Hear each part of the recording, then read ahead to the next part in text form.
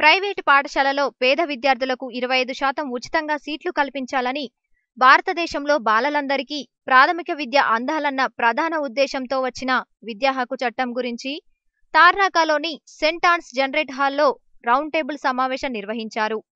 ఈ సమావేశానికి తెలంగాణ, ఆంధ్రప్రదేశ్ నుంచి స్వచ్ఛంద సంస్థల ప్రతినిధులు, అధికారులు పాల్గొని ప్రసంగించారు.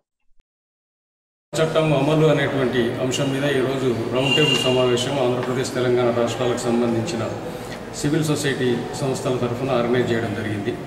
మనకు 2010 ఏప్రిల్ 1 నుండి విద్యా హక్కు చట్టం అనేటువంటిది అమలు జరుగుతూ ఉంది దేశం లోపల. మొత్తం భారతదేశం లోపల ఈ 5 సంవత్సరాల తర్వాత ఒకసారి మేము స్టేటస్ రిపోర్ట్ ఒకటి తయారు చేస్తే ఆ స్టేటస్ రిపోర్ట్ ప్రకారం 5% మాత్రమే ఇంప్లిమెంటేషన్ జరుగుతూ ఉంది విద్యా హక్కు చట్టంలో ఉన్నటువంటి అంశాలు.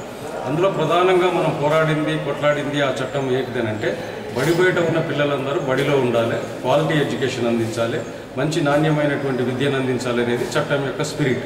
అయితే ఆ చట్టంలో ఉన్నటువంటి అంశాలు మౌలిక వసతుల దగ్గర నుండి మొదలు పెడితే ఇవాళ బోధనాంశాల వరకు రీసెంట్గా ఈ మధ్యన గవర్నమెంట్ ప్రకటించినటువంటి దాంట్లో 90 మంది టీచర్లు చెప్పాల్సినటువంటి బోధన కంటే పిల్లల స్థాయి మెరుగ్గా ఉందనేటువంటిది కూడా ఒక సర్వే SCRకి వాళ్ళు వెల్లడించారు. ఈ అన్ని అంశాలు చూసినప్పుడు నాణ్యతకు సంబంధించినటువంటి అంశాలు పక్కన పెడితే అసలు బడి బయట పిల్లలు బడిలో ఉన్నారా లేరా అనేది ఒక పెద్ద సమస్య. ఈ 2 రాష్ట్రాల్లో కూడా బడి బయట పిల్లలు ఎవరు లేరని చెప్తున్నారు. ఇప్పుడు 2 ప్రభుత్వాలు కూడా.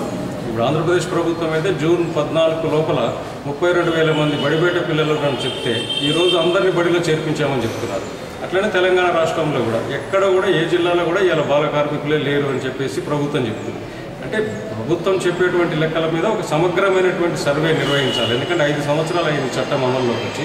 ఇంకోటి అందులో ఒక ముఖ్యమైన అంశం ఏముందంటే 25% రిజర్వేషన్ బడుగు బలహీన వర్గాల పిల్లలకు అదే ప్రాంతంలో ఉన్న ప్రైవేట్ స్కూల్లో వాళ్ళు ఛాన్స్ ఇవ్వాలి. ఆ పైసలు ఖర్చు అయ్యే డబ్బంతా కూడా గవర్నమెంట్ పే చేయాలి. కానీ ఇదేది కూడా ఎక్కడ జరగడం లేదు. ఆంధ్రప్రదేశ్లో ఇంతవరకు ఒక్క పిల్లవాడికి కూడా ఒక్క స్కూల్లో కూడా ప్రైవేట్ స్కూల్లో ఇలాంటి సీట్ ఇవ్వలేదు. ఎందుకు ఇవ్వలేదు అనేటువంటి దాని మీద ప్రభుత్వాన్ని అడిగితే ప్రభుత్వాల అధికారులు ఏం చెప్తున్నారంటే ఇది కనుక అమలు జరిపితే గవర్నమెంట్ స్కూల్లో ఉన్న పిల్లలందరూ ప్రైవేట్ స్కూల్కి వెళ్ళిపోతారు అనేటువంటి వాదన అటుంది. అంటే ఇది చట్ట వ్యతిరేకం. భారతదేశంలో ఇండియన్ గెజిట్లో ప్రచురించుకున్న చట్టంలోనేమో 25% కల్పించాలని రాసుకున్నాము. సుప్రీంకోర్టు కూడా దీన్ని అమలు జరపమని చెప్పింది. కొన్ని మైనారిటీ ఇన్స్టిట్యూషన్స్ వదిలేసి అన్ని స్కూళ్ళలో అమలు జరపాలని చెప్తుంది. మరి పక్క రాష్ట్రాలైన కర్ణాటక చూసి వచ్చాము, మేము మహారాష్ట్ర చూసి వచ్చాము, అక్కడంతా కూడా అమలు జరుపుతున్నారు, వాటిని అడ్డం చెప్తున్నారు. ఇది ఒక ప్రధానమైన అంశం ఈరోజు మేము చర్చిస్తున్నాము. రెండో అంశం ఏంటంటే ఇవాళ 40,000 మంది టీచర్లు 2 రాష్ట్రాల్లో కూడా వేకెన్సీస్ ఉన్నాయి. 1,00,000 పోస్టులు కేవలం SC హాస్టల్స్లోనే ఖాళీలు ఉన్నాయి. 1,00,000 పోస్టులు హాస్టల్లో పిల్లలు చేరడం లేదు. అంటే ఆ స్థితిగతులు అట్లా ఉండడం వల్ల చేరడం లేదు. 1,00,000 పోస్టులు పిల్లల ఖాళీ ఉండడం అనేది చాలా విచిత్రమైన అంశం. మరొక వైపు ఏమో మోడల్ స్కూల్స్, సక్సెస్ స్కూల్స్ అని మనం చెప్పుకుంటున్నాం. అవి కూడా ఇంతవరకు ఎక్కడ పటిష్టంగా అమలు జరగడం లేదు. ఇక మూడో అంశం వచ్చేసి నాణ్యతకు సంబంధించిన దాంట్లో బోధన. ఎందుకు పిల్లలందరూ ప్రైవేట్ పోతున్నారు? ప్రతి సంవత్సరం 2 లక్షల మంది ఉమ్మడి రాష్ట్రంలో గవర్నమెంట్ స్కూల్ నుంచి ప్రైవేట్ స్కూళ్ళకి పోతున్నారు పిల్లలు.